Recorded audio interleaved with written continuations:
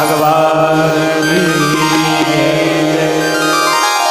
भगवान दिव्य बाल चरित, बहुत सरल बाल चरित, अति सरल सुहाए। अब धीरे धीरे गोस्वामी जी कहते हैं, भय कुमार जबहि सब भ्राता, दिन जनेऊ गुरु पितु माता। उपनयन संस्कार, कुमार का मतलब है 9 वर्ष। 9 वर्ष की अवस्था जब आ जाए, उसे 9 वर्ष की अवस्था में जनेऊ संस्कार हो जाना चाहिए। उपनयन अगर 9 के बाद हुआ तो उसका कोई मतलब नहीं। आजकल तो संस्कारों से सब मजाक हो गया। जब शादी होती तब थोड़े 9 वर्ष की अवस्था में उपनयन संस्कार होने के बाद दिन जनेऊ गुरु पितु माता, जनेऊ संस्कार चारों भाइयों का हुआ। उसके बाद मेरे सज्जनों देखो, 16 संस्कार में से एक संस्कार विद्या गुरु गृह। आहा,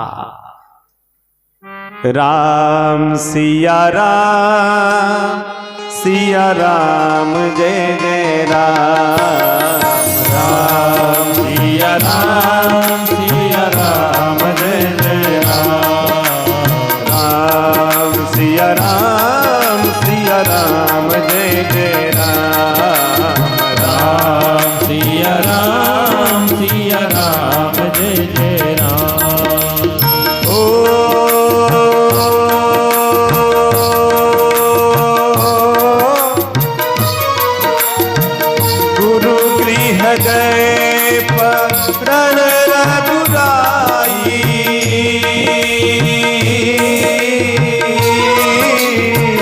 अलप काल विद्या सब आई, राम सिया राम, सिया राम जय जय राम, राम सिया राम, सिया राम जय जय राम।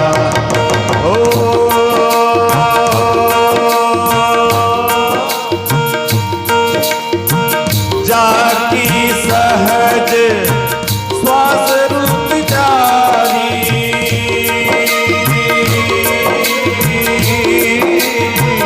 तो हरि पड़ यह कौतुक भारी, राम सिया राम, सिया राम जय जय राम, राम सिया राम, सिया राम जय जय राम। गुरु गृह गए पढ़न रघुराई। राजा के पुत्र हैं, चाहते तो गुरु जी घर ही पढ़ाने आ जाते। आजकल होता है ना, जो पैसे वाले हैं घर में ही ट्यूशन लगा देते, लेकिन नहीं, घर में आप जो पढ़ोगे और जो गुरु आश्रम में पढ़ने का जो, दोनों के एकदम अंतर है। इसलिए गुरु गृह गए पढ़ने के लिए गए, और शिक्षा बहुत जरूरी है। अलप काल विद्या सब आई, 64 विद्या, ये अल्प काल में विद्या आई। कहते आई क्योंकि जिनके श्वास में वेद का निवास है। भगवान तो केवल लीला कर रहे हैं, लोगों को बता रहे हैं कि भाई पढ़ाई लिखाई बहुत जरूरी है। क्योंकि कहा कि न शोभते सभा मध्य हंस मध्य बको यथा। अगर पढ़ाई लिखाई नहीं किया तो महाराज उसी प्रकार से उस व्यक्ति की शोभा नहीं होती है। न शोभते सभावंते, हंस के बीच में जिस प्रकार से बगुले की शोभा नहीं होती है। इसलिए हमारे गुरु जी कहते हैं कि नो नॉलेज विदाउट कॉलेज। तो कॉलेज का मतलब हम लोगों की जो शिक्षा, हमने जो शिक्षा प्राप्त की है, हम अपनी बात बता रहे हैं, हम तो गुरु गृह से ही प्राप्त की है। और आप सब में से बहुत सारे मूर्ति थे ही, देखे होंगे, हमारे गुरुदेव पधारे थे पहले दिन की कथा में। तो गुरु गृह गए पढ़न रघुराई, अल्प अल्प विद्या ददाति विनयम। विद्या ऐसा हो, आज के समय की जो विद्या रह गई केवल नौकरी और सर्विस के लिए। नौकरी मिल गई, विद्या चूल्हा में जाए। विद्या तो अपने लिए, आत्म कल्याण के लिए विद्या होनी चाहिए। और विद्या होती भी है अपने ही कल्याण। और विद्या में विनम्रता ना हो तो ऐसे विद्या भी किसी काम का नहीं, क्योंकि विद्या पढ़ करता फिरे औरन को अपमान। आजकल ही थोड़ा चार अंग्रेजी पढ़ गए, अपने माता पिता को और लोगों को समझते हैं कि ये मूर्ख ही है। अलग अलग अजीब स्थिति हो जाती है। विद्या पढ़ करके और दूसरों का अपमान करे। नारायण विद्या नहीं ताही अविद्या जान। वो विद्या नहीं, वो परम अविद्या है। इसलिए विद्या में विनम्रता होनी चाहिए, क्योंकि नम्रता किस में आती है? नमंती फलिनो वृक्षा नमंते गुणिनो जना। फल से युक्त जो जिसमें फल लगे हैं ऐसे वृक्ष झुक जाते हैं, और ठूंठ पेड़ कभी झुकता नहीं। जिसमें कुछ नहीं वो अकड़ में रहता है। इस प्रकार से 64 विद्या अल्पकाल में ही ठाकुर जी को आ गया। भगवान का समावर्तन संस्कार हुआ। उसके बाद फिर क्षत्रिय के उचित जो कर्म है, भाई जो जिस जात पात में जन्म लिए उनके अनुसार कर्म है।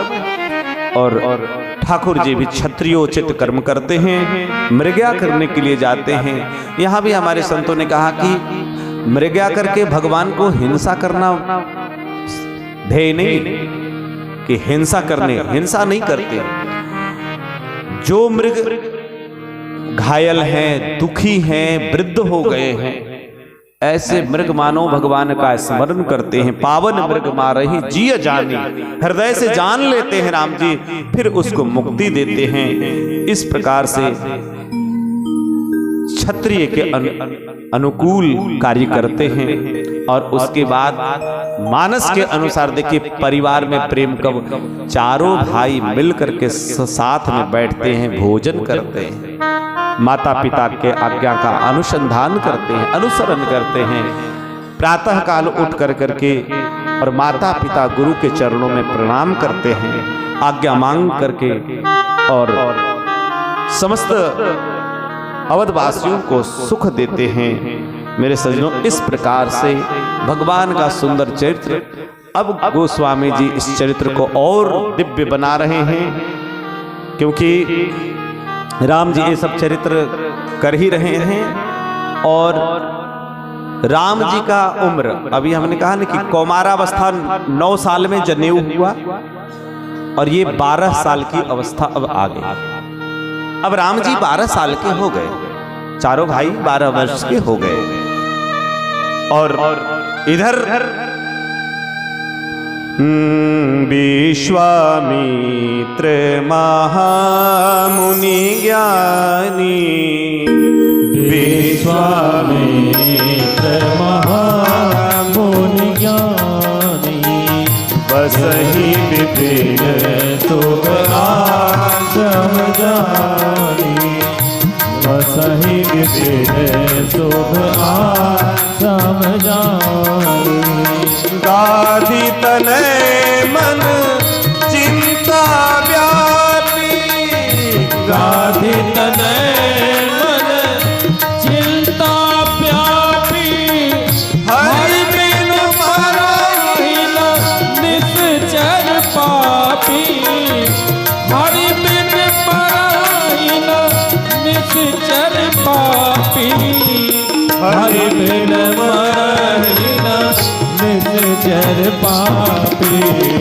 तब मुनि बर मन कीन विचारा, तब मुनि बर मन कीन विचारा, प्रभु अवतरे ओ हरण महि भारा, प्रभु अवतरे ओ हरण महि भारा।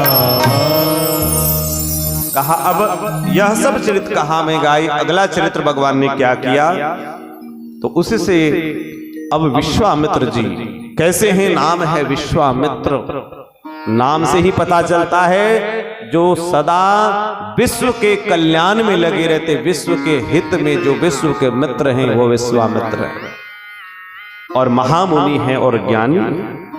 शुभ आश्रम में, सिद्धाश्रम में रहते हैं। इनकी क्या परेशानी है कि जब पूजा पाठ करते हैं, मारी सुबाहु नाम के जो दैत्य हैं ये बड़े परेशान करते हैं। जब भी यज्ञ करते वो आते और आकर के यज्ञ का विनाश कर देते। तो क्या विश्वामित्र जी इतने कमजोर हैं कि इन राक्षसों को मार नहीं सकते? मार सकते हैं। विश्वामित्र जी का इतिहास अगर आप देखेंगे अद्भुत है। वाल्मीकि में तो बहुत वर्णन है।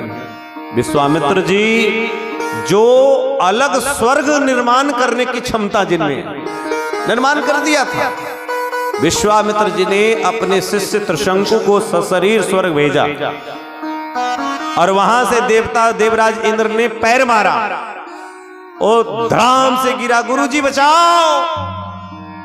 तो वहीं ऐसे का तिष्ठ वहीं आकाश में लटक गया, चेला आकाश में लटक गया और विश्वामित्र जी को बड़ा क्रोध आया।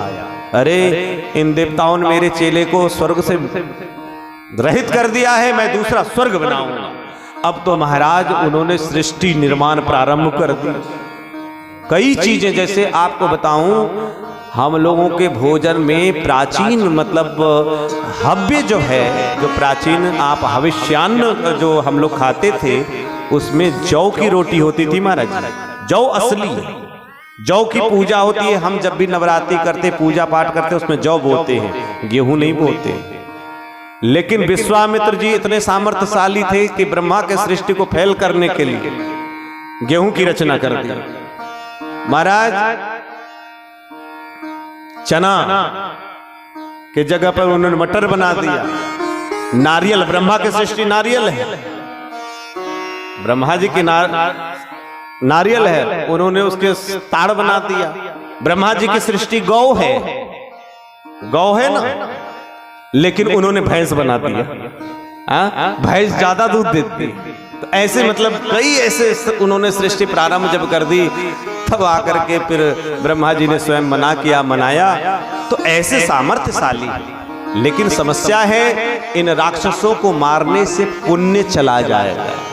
भजन का प्रताप, किसी महात्मा को, कोई महात्मा अगर किसी को गाली दे तो भी पुण्य जाता है।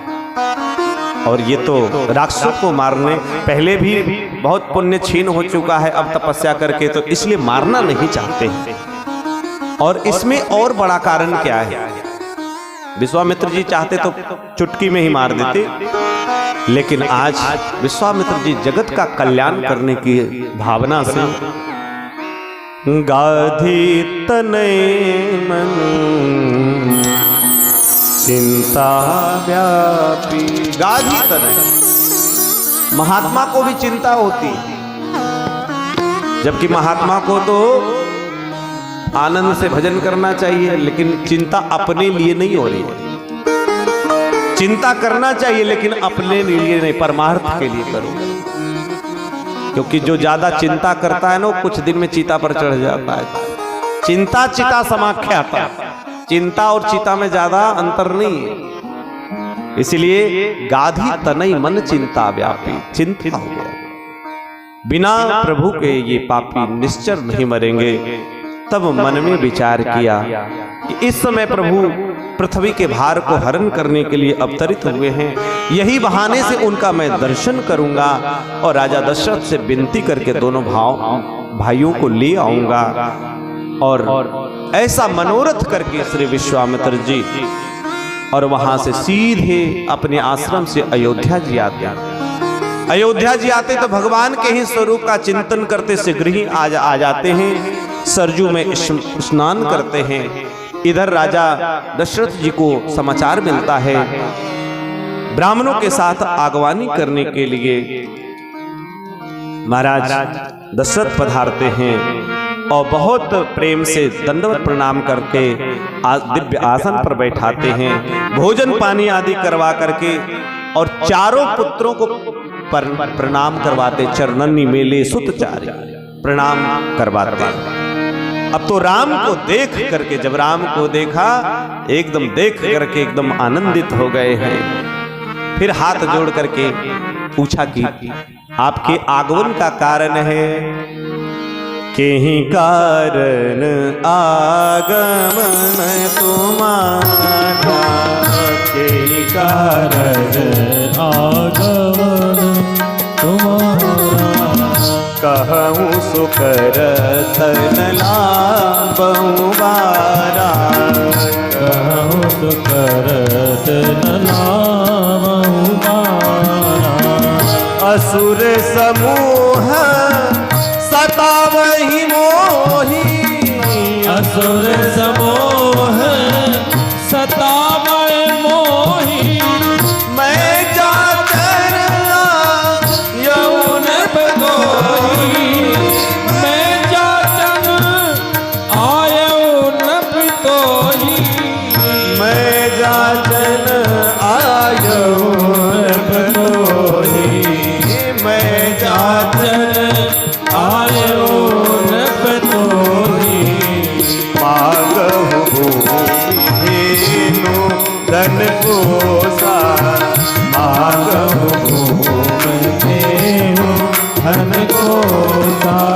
सर्वस देऊ आज सहरोसा, सर्वस देऊ आज सहरोसा।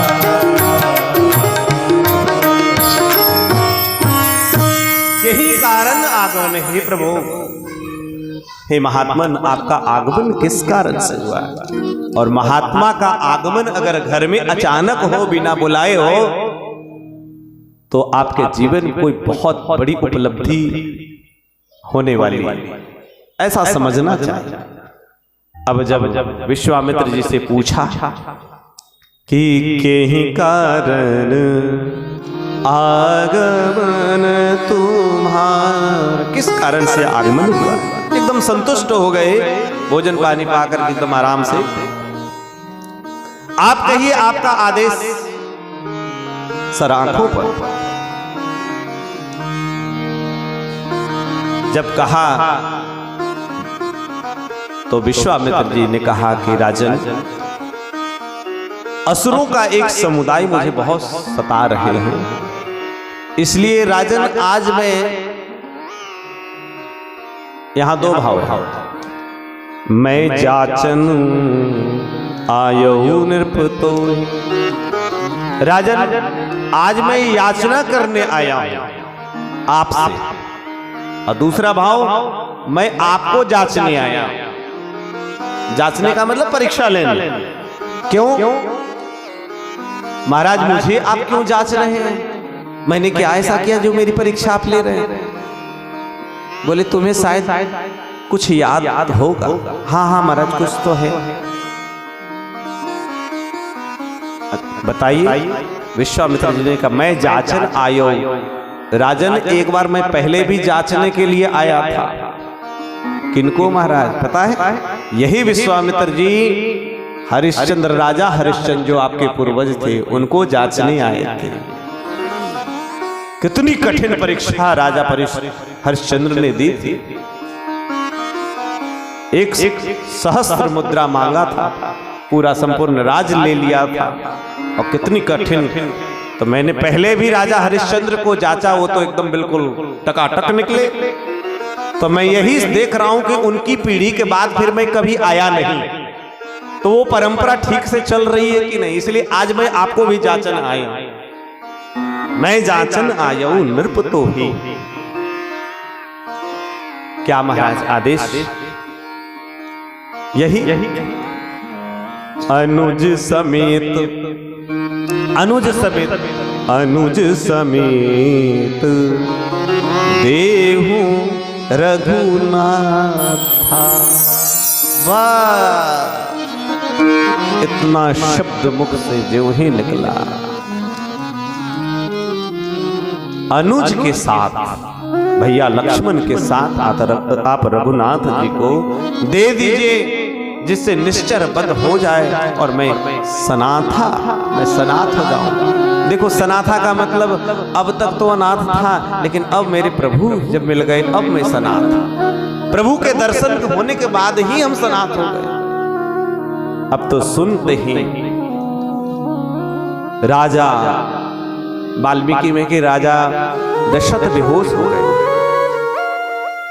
बहुत मुश्किल से जब उनको होश आया तो कहा, काक पक्ष धर्म वीरम ज्येष्ठम में दातुमर्हसि। तुम काक पक्ष मोर पंख धारण करने वाले राम को मुझे दे दो। ऐसा वाल्मीकि में कहा। राम जी भी मोर पंख धारण करते हैं। देहु भूप मन हर्षित तजहु मोह अज्ञान। धर्म सुसस प्रभु तुमको इनका अति कल्याण। देखो राजन, तुम अनुज के समेत राम को दो, दुखी होकर के मत दो। दान देना चाहिए तो कभी दुखी होकर के नहीं देना चाहिए। दुखी होकर के दिया गया दान निष्फल हो जाता है। दिया तो प्रसन्नता से दिया, और जब प्रसन्नता से दिया गया दान है सहस्रों गुना अधिक वृद्धि को प्राप्त होता है। इसलिए हर्षित मन से आप राघव को दे दो। तो आइए दशरथ जी महाराज क्या कह रहे हैं, किस प्रकार से कह रहे हैं, इस भजन के साथ हम लोग श्रवण करें पूरे भाव को। राघव को मैं न दूंगा मुनिनाथ मरते मरते, मुनिनाथ मरते मरते। राघव को मैं न दूंगा मुनिनाथ मरते मरते, मुनिनाथ मरते मरते। मेरे प्राण ना रहेंगे, मेरे प्राण ना रहेंगे। ये दान करते करते मुनिनाथ मरते मरते।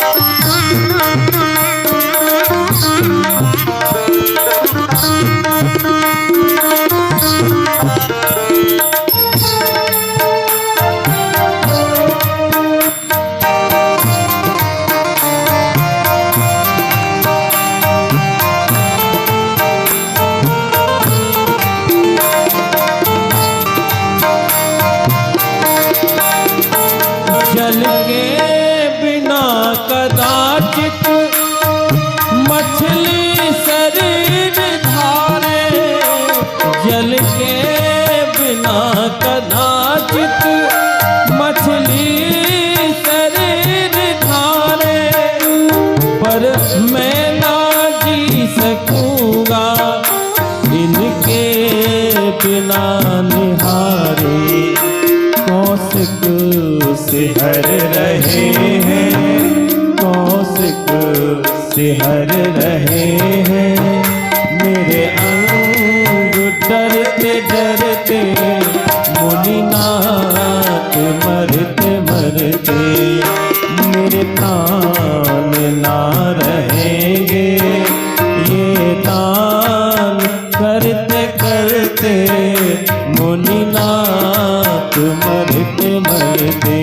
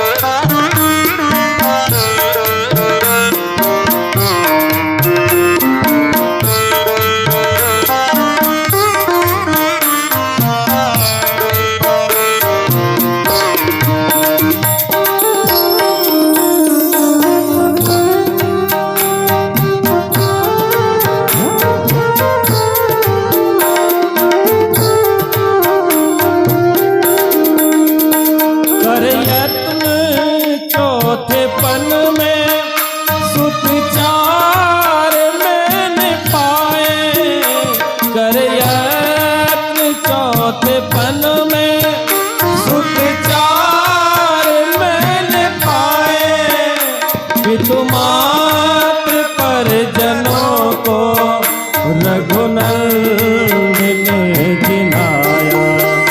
लोचन चकोर तन में, लोचन चकोर तन में, छवि पान करते करते, छवि पान करते करते मेरे प्राण ना रहेंगे। ये दान करते करते मुनिनाथ मरते मरते।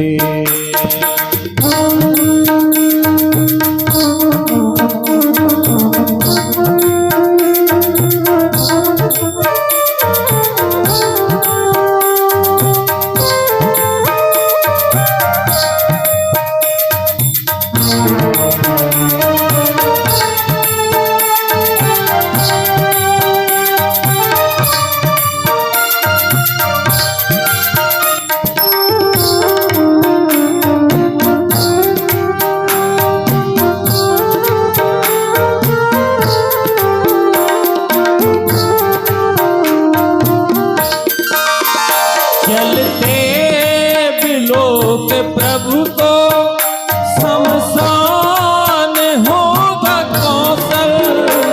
चलते बिलोक प्रभु को शमशान होगा कौशल। मंगल भवन के जाते संभव है कहाँ है मंगल।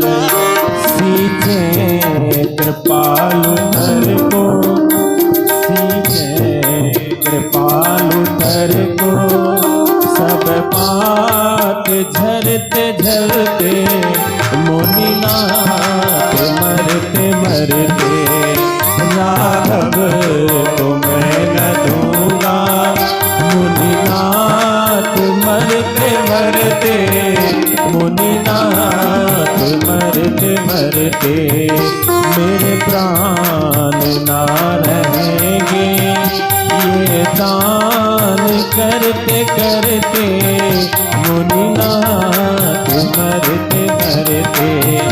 राघव तुम्हें न दूंगा, राघव तुम्हें न दूंगा, राघव तुम्हें न दूंगा। सीधे सीधे राजा दशरथ जी ने मना कर दिया। क्यों? सुनि राजा अति अप्रिय बानी, हृदय कंप मुख दुति कुमलानी। मुख कमल का रंग बिगड़ गया। महाराज चौथे पन में बहुत कठिनता से हमने ये पुत्र प्राप्त किया। और रही बात, सब कुछ मेरा आप ले लीजिए, सब कुछ। मांगो भूमि धेनु धन कोसा, सर्वस देव आज सहरोसा। सहर्ष ले लीजिए, सब ले लीजिए, यहां तक कि देह में प्राण से प्रिय कुछ नहीं होता है। वो प्राण मैं आपको दे देता हूं, लेकिन मेरे प्राण प्रिय राम को आप मत मानिए। क्योंकि अगर राम न रहेंगे तो मैं जी नहीं सकूंगा। जल के बिना कदाचित मछली शरीर, कदाचित संभव है कि मछली भी शरीर धारण कर सके जल के बिना, लेकिन महाराज मैं न जी सकूंगा इनको बिना नहीं। देखिए, आपको दिख रहा है मेरे शरीर के प्रत्येक रोम रोम सिहर रहे हैं कौशिक। आप प्रसन्न हो जाओ। सारे चारों पुत्र मुझे प्राणों के समान प्रिय हैं, पर राम देते नहीं। ऐसा एकदम से जब मना कर दिया, और महाराज आप ले क्यों जा रहे हैं? राक्षसों को मारने के लिए। अभी मेरे पुत्र इतने पारंगत नहीं हैं, शस्त्र विद्या में निपुण नहीं हैं कि उन असुरों का सामना कर सके। देखिए, और मेरे भाई बंधुओं, माताएं, बेटा चाहे कितना भी योग्य हो जाए ना, लेकिन माँ के सामने वो छोटा ही रहता है। माँ बाप के सामने वो छोटा ही रहता है। कितना बड़ा पद प्रतिष्ठा प्राप्त कर ले, यश ऐश्वर्य प्राप्त कर ले, राजा दशरथ जी के मन में इतना ममत्व होना भी चाहिए। वाल्मीकि कहते हैं कि राजा दशरथ जी ने कहा कि हम चले, मैं बूढ़ा हो गया तो क्या हो गया, मैं युद्ध भूमि में लड़ते लड़ते अपने प्राण को हम त्याग देंगे, मैं चलूंगा चतुरंगिनी सेना लेकर के मैं उन राक्षसों को मारने के लिए, लेकिन मेरे राम को युद्ध में मत भेजना। सीधे सीधे जब मना कर दिया, लेकिन यहां तुलसीदास जी लिखते हैं, सुनि नृप गिरा प्रेम रस सानी, हृदय हरस माना मुनि ज्ञानी। सुनि नृप गिरा प्रेम रस, प्रेम राम प्रेम में पगा हुआ है, राम के प्रति इतना ममत्व हो, इससे बड़ा सौभाग्य क्या हो सकता है। इसलिए हृदय में, नहीं तो विश्वामित्र जी गरम दल के नेता हैं महाराज जी, दुर्वासा जी और विश्वामित्र ये सब इनका एक दल है, परशुराम आदि ये सब एक नरम दल के नेता, एक गरम दल के नेता। विश्वामित्र इतना में ये भूमि उलट देते, राज्य उलट देते, श्राप देते थे, क्या नहीं कर देते। और इतने राजा ने एकदम बिल्कुल मना कर दिया, लेकिन विश्वामित्र जी के अप्रसन्न नहीं। हृदय हरस माना मुनि ज्ञान, हृदय में हरस माना, क्योंकि विश्वामित्र जी को पता है कि पुत्र के प्रति एक पिता का क्या स्नेह होता है, और वो भी ब्रह्म जब पुत्र हो तो फिर उस स्नेह की क्या व्याख्या की जा सकती है। परमात्मा स्वयं पुत्र बन के आया है, और विश्वामित्र जी ये भी विचार करते हैं कि अगर मैं भी दशरथ की जगह होता, जो आज श्री दशरथ कह रहे हैं मैं भी वही कहता। तो विश्वामित्र जी ने कहा कि राजन तब मैं ना समझूं, अब मैं चलता, मैं श्राप नहीं दूंगा, राजन तुम्हारा मंगल हो, कल्याण। विश्वामित्र जी चलना चाह रहे थे, लेकिन एक बात विचार किया, देखो जितने लोग बैठे हैं, राम कथा के एक ऐसा मोड़ है, मैं बताऊं, हम लोग आपस में लड़ते रहते हैं, है ना, लेकिन धर्म के लिए जब धर्म की बात हो तो धर्म में कोई राजनीति नहीं होनी चाहिए, और धर्म में सबको एक होकर के। दुनिया में प्रसिद्ध है, अगर दुश्मनी की कहीं उदाहरण दिया जाता है तो वशिष्ठ और विश्वामित्र जी एक दूसरे ऐसे अद्भुत दुश्मन थे कि विश्वामित्र हमेशा वशिष्ठ के प्राणों के प्यासे थे, उनकी दुश्मनी बहुत प्रसिद्ध है। वशिष्ठ जी को मारने के लिए कितनी बार विश्वामित्र ने षड्यंत्र किया, लेकिन आज जब धर्म की बात आई, ईश्वर की बात आई, तो आज सोचा कि एक बार वशिष्ठ जी की तरफ देखा कि प्रभु आप तो ब्रह्म के गुरु हैं, आप ब्रह्मर्षि हैं, ब्रह्म, कम से कम आपने राम के गुरु होने का अनुभव किया, अब थोड़ा अपनी कृपा प्रसाद हमारी ओर भी तो दीजिए, थोड़ी प्रसाद कृपा। ये विश्वामित्र आज वशिष्ठ के सामने भिक्षा मांगता है, आज ये विश्वामित्र आपके सामने भिखारी है बना है, मेरी झोली में इस ब्रह्म, इस राम को डाल दो, और बिना गुरु के, बिना संत के, बिना तपस्वी के, आप जैसे गुरु के कारण ही तो ब्रह्म मिलेंगे।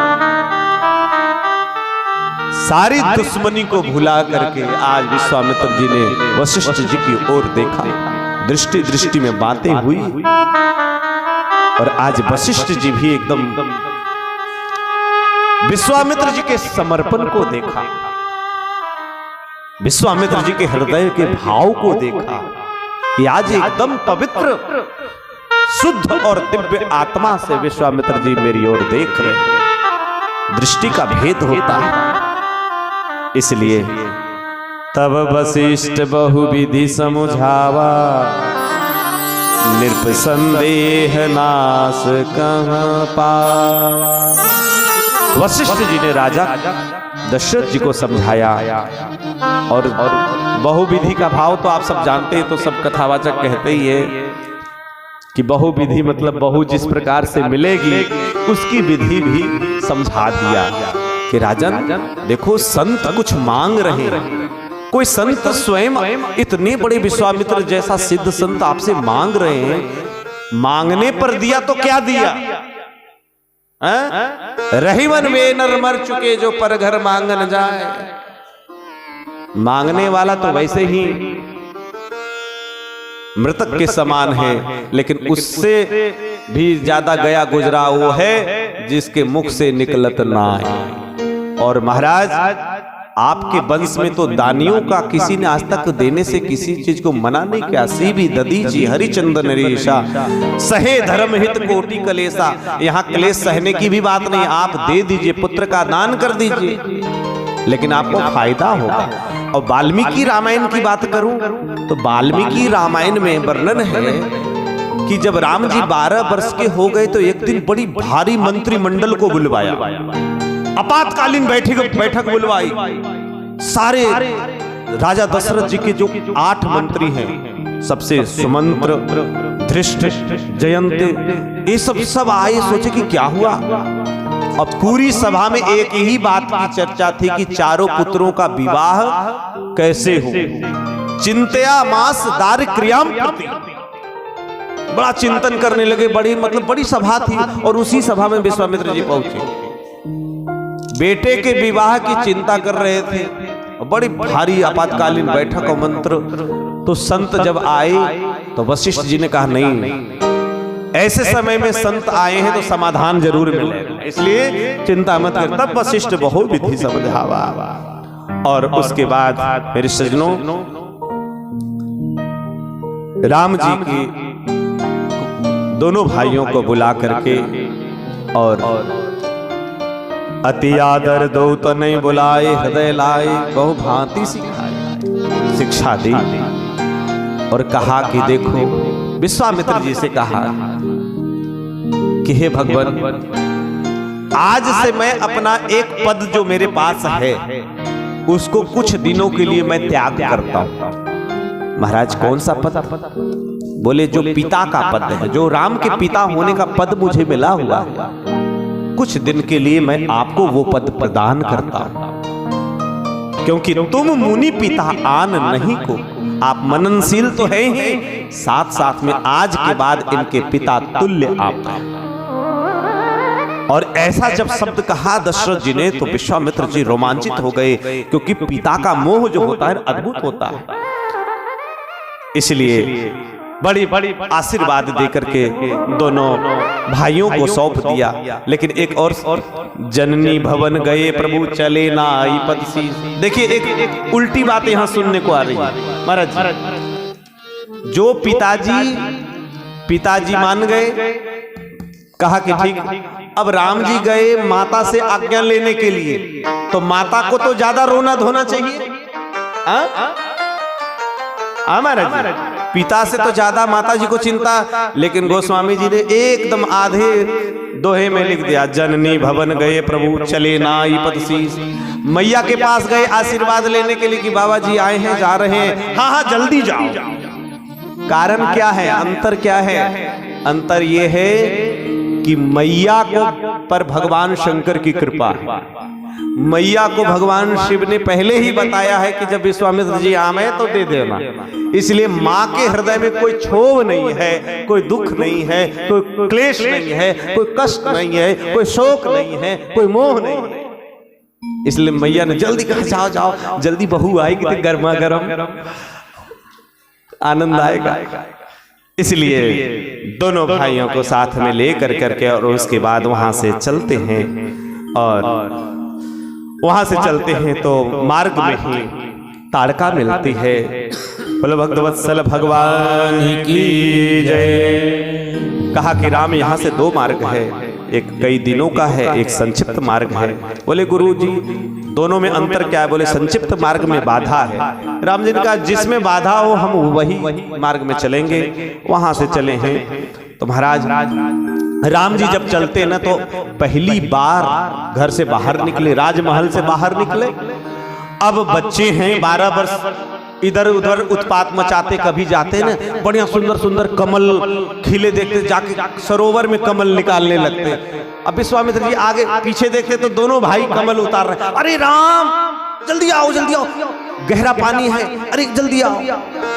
कभी जाकर के पर्वत पर चढ़ जाते, पर विश्वामित्र जी एकदम पिता के भांति ही एकदम इस प्रकार से जब चले, मार्ग में ताड़का मिली।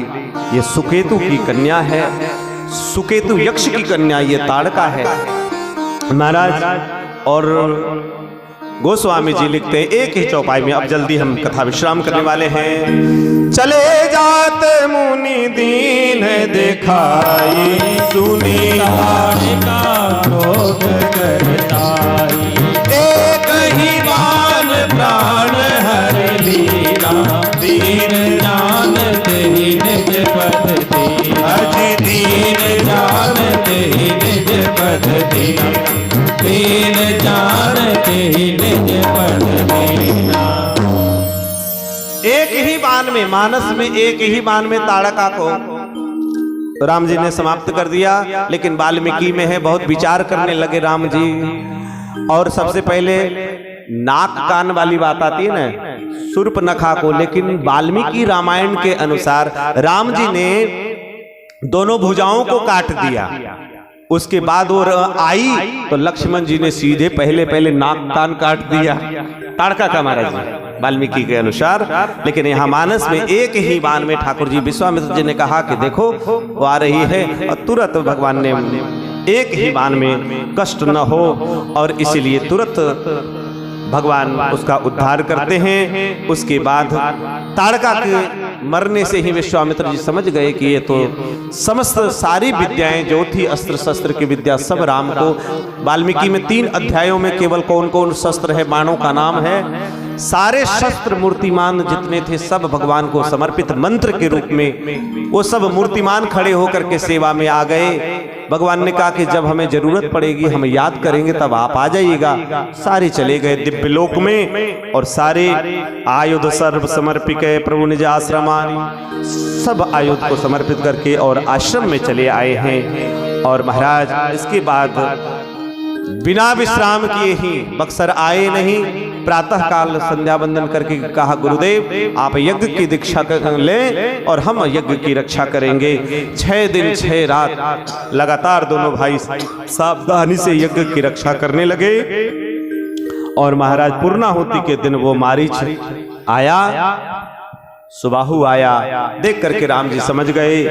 तो बिनु फर बान राम ते ही मारा, सत जो जन का सागर पारा, पावक सर सुबाहु पुनि मारा, अरुण सागर कटक संहारा। बिना फर के बाण मार करके, क्योंकि मारीच को अभी भूमिका में रखना है, इसलिए उस पार समुद्र के उस पार लंका में भेज दिया। और फिर लक्ष्मण जी ने सुबाहु को मारा। इस प्रकार से यज्ञ सफल हुआ। मानस में 6 यज्ञों की चर्चा हमने की थी, उसमें से तीसरे यज्ञ की चर्चा हो गई।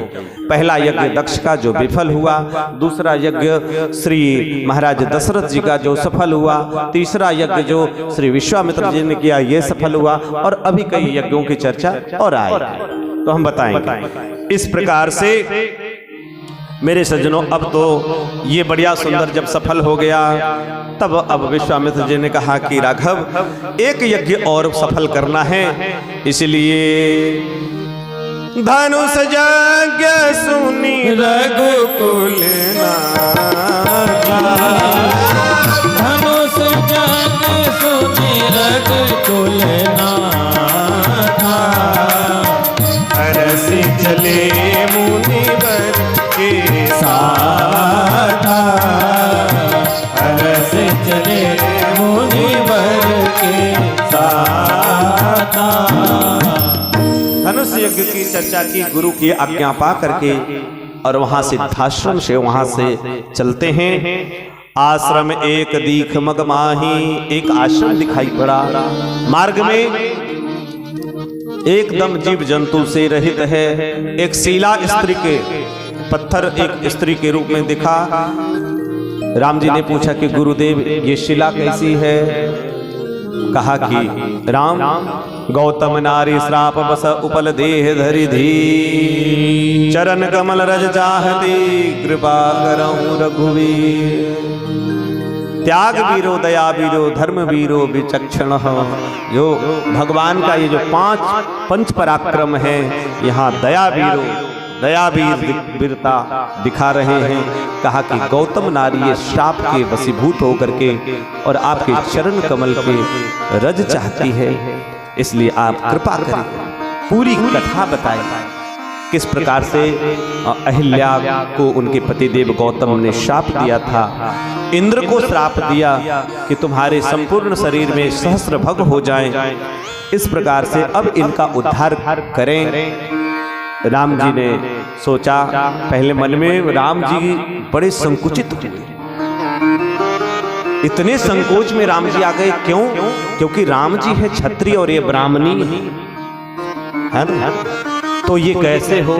हमारे संतों ने भाव दिया, राम जी धर्म की व्यवस्था को बनाना चाहते हैं, इसलिए कोई क्षत्रिय अपने चरण रज ब्राह्मणी को कैसे दे।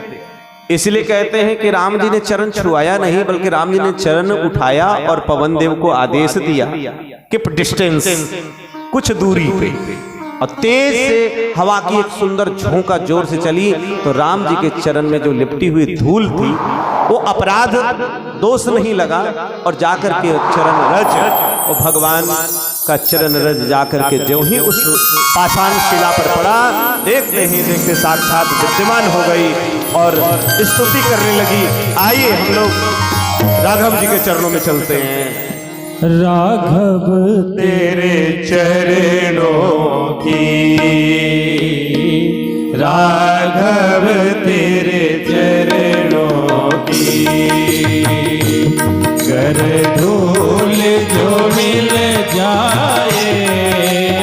सभी लोग राघव तेरे चरणों की, कर धूल जो मिल जाए। सच कहता हूँ मेरी, सच कहता हूँ मेरी, तकदीर बदल जाए। राघव तेरे चरणों की।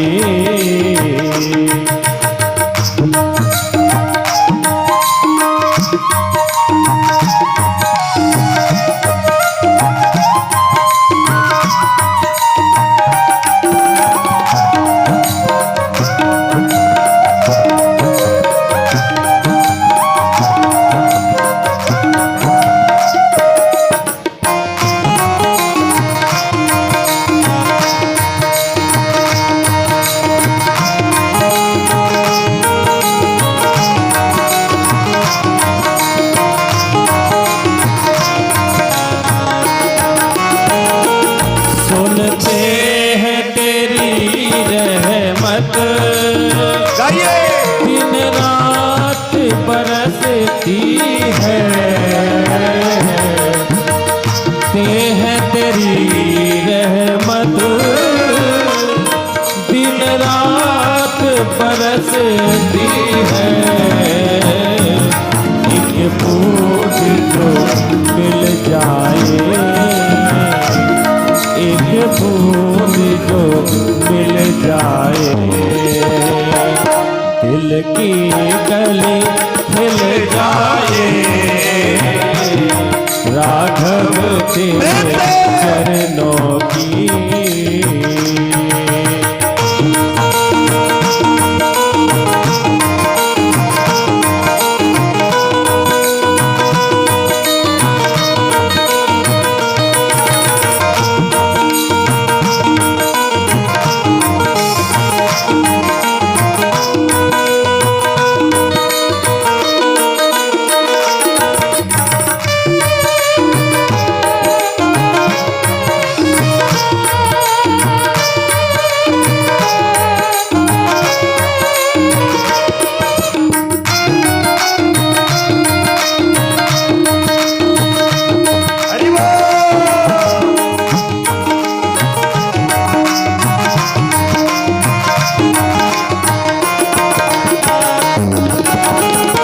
ये मन बड़ा चंचल है, कैसे तेरा भजन करूं।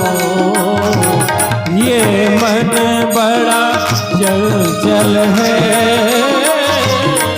कैसे तेरा भजन करूं। जितना इसे समझाऊं,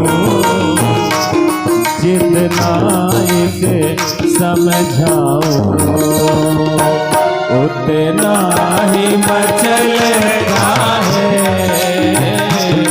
राघव तेरे चरणों की।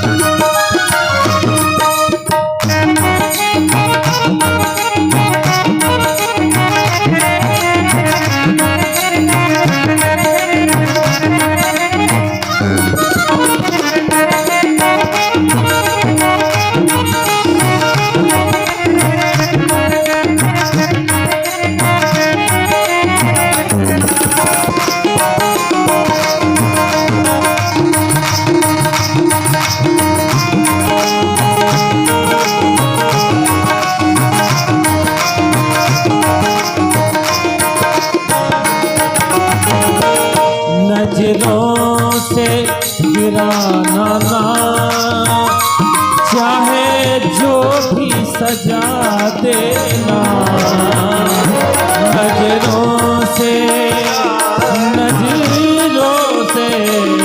नजरों से गिराना ना, चाहे जो भी सजा देना। नजरों से जो गिर जाए, नजरों से जो गिर जाए, मुश्किल है संभल पाना राघव तेरे चरणों की। कर धूल जो मिल जाए, सच कहता हूँ मेरी, सच कहता हूँ मेरी। तकदीर बदल जाए, सच कहता हूँ मेरी। तकदीर बदल जाए राघव तेरे चरणों की। कर धूल जो मिल जाए राघव तेरे चरणों की। राघव तेरे चरणों की, राघव तेरे चरणों की। बोलो भक्तवत्सल भगवान की। कितनी अच्छी पंक्ति है। नजरों से गिराना ना, चाहे जितनी सजा देना। क्यों? क्योंकि नजरों से जो गिर जाए, नजरों से जो गिर जाए, मुश्किल है संभल पाए राघव तेरे चरणों की। आहा परसद पद पावन शोक न सावन, प्रगट भई तप पुंज कहे। देखत रघुनायक जन सुखदायक, सन्मुख होई कर जोर रही। अति सैकड़ धागा पुलक शरीरा, मुख नहीं आवै बचन कही।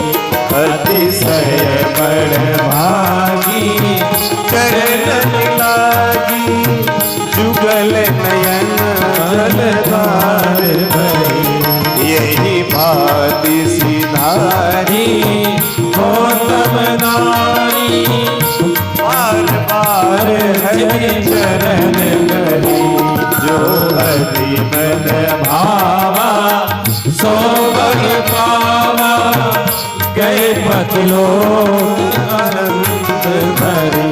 सीता राम राम राम सीता राम राम राम, सीता राम राम राम, सीता राम राम राम, सीता राम राम राम, सीता राम राम राम, सीता राम राम राम, सीता राम राम राम।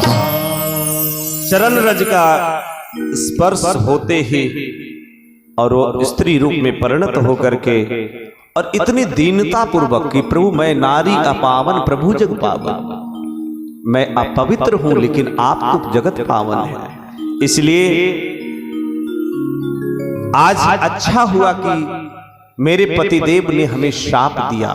हमारे जीवन में जब कोई बहुत बड़ा दुख आ जाए तो वो दुख नहीं, कोई आप में हो सकता है अच्छाई के लिए भलाई के लिए आया हो। आज अगर वो मेरे स्वामी ने श्राप न दिया होता तो आज आपके दर्शन कहां से मिलते। और बहुत प्रकार सुंदर स्तुति करके पतिलोक को चली गई। और मेरे सज्जनों कहते हैं कि जिसके ओर कोई नहीं देखता हो, जब से अहिल्या पड़ी थी कोई नहीं देखा था, आज राघव ने देखा। जिसे कोई नहीं देखता है उसे हमारे श्री राम जी देखते हैं। हाँ,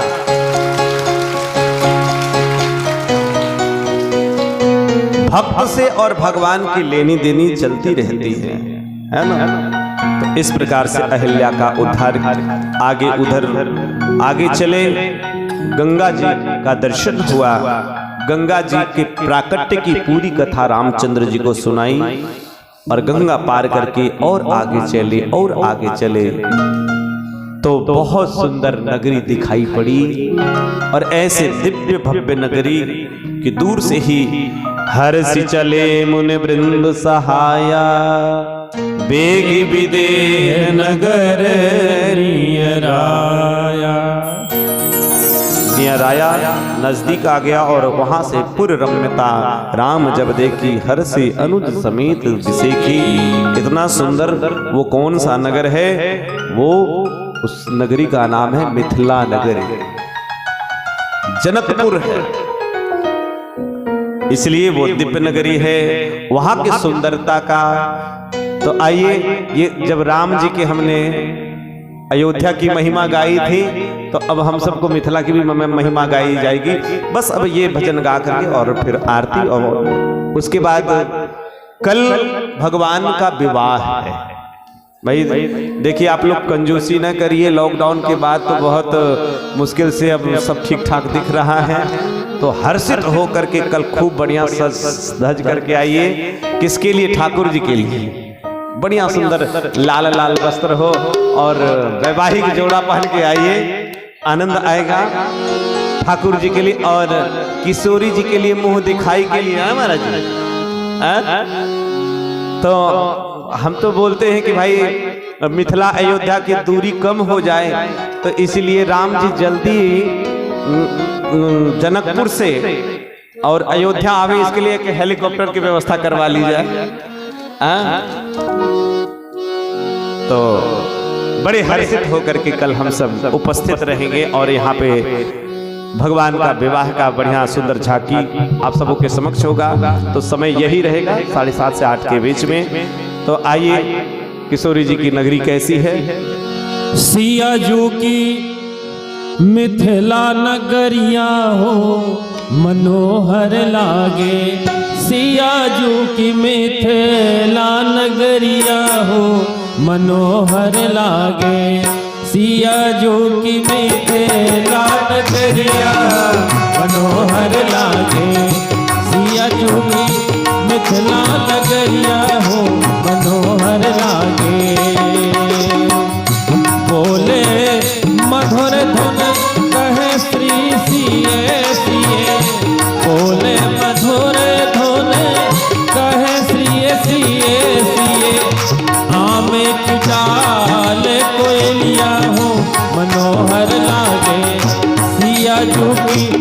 मिथिला नगरिया हो मनोहर लागे।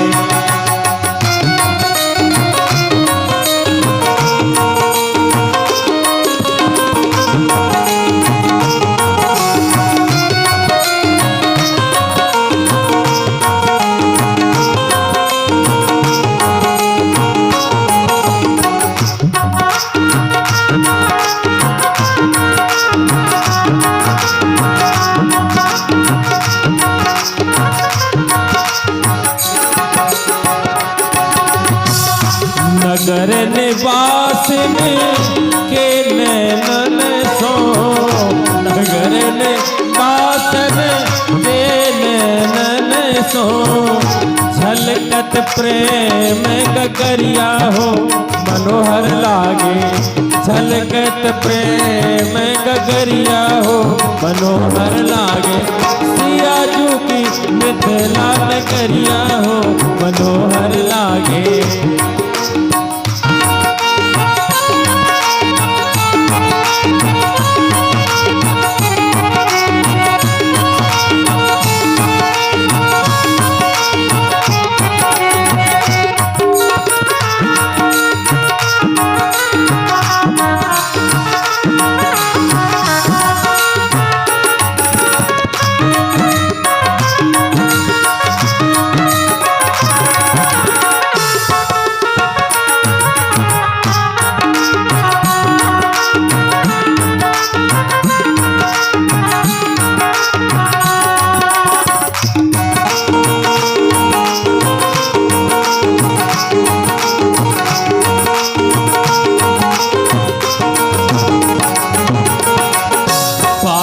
बाग दिल करत बाग दिल, बाग बाग दिल करत बाग यह, छाई बसंत बहरिया हो मनोहर लागे।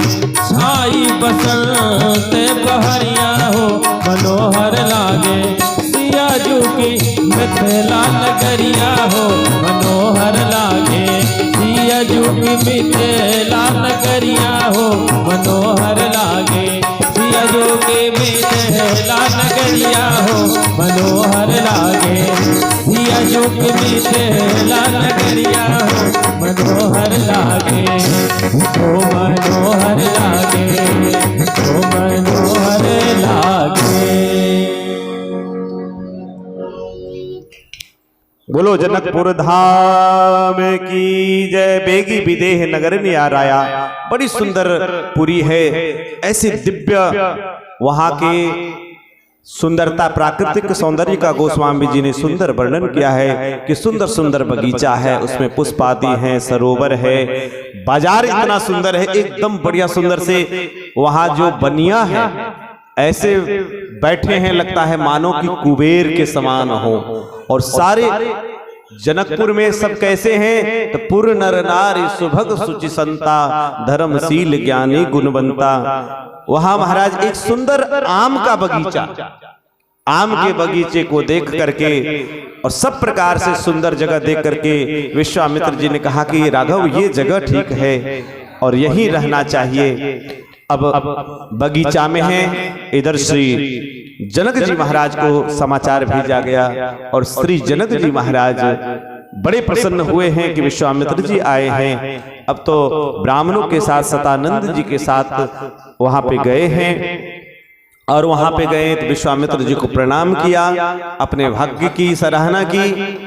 और उसी समय श्री राम कहीं गए थे, आए तही अवसर आए दो भाई, और गए रहे देखन फुलवाई। देख करके राम जी की छवि एकदम मनमुग्ध हो गया है। परिचय प्राप्त करते हैं। तो आज का विश्राम जनकपुर में, तो कल हम लोग पूर्ण रूप से जनकपुर वासी बन करके, कुछ अयोध्या पक्ष और कुछ जनकपुर वासी बन करके, और हम लोग कल विवाह का बढ़िया उत्सव मनाएंगे, हर्षोल्लास के साथ मनाएंगे। तो आइए यहीं पे अपने वाणी को विराम देते हुए ठाकुर जी के श्री चरणों में